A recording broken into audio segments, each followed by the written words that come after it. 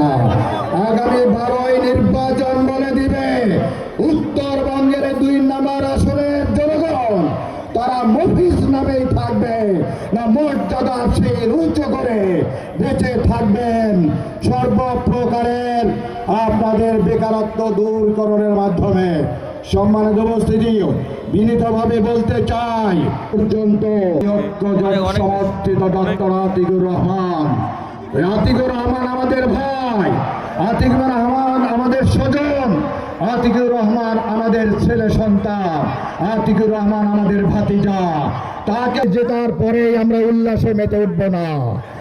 আমরা সমস্ত সেন্টারের রেজাল্ট এক করে এখান থেকে সবাই অর্থাৎ রাজারহাট থেকে সবাই রিটার্নিং কর্মকর্তারা ডিসি অফিসে যাব।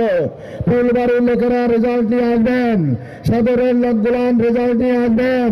সকলের সম্মিলিত রেজাল্ট একত্রিত করে বিজয় ঘোষণার পর পর্যন্ত আমরা ডিসি অফিসে থাকবো। কারা কারা রাজি আছেন বৃহৎ করে জানাবেন।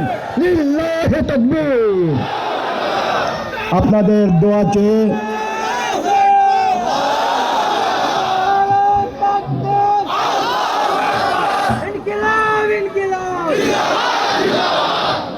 সম্মানিত উপস্থিতি,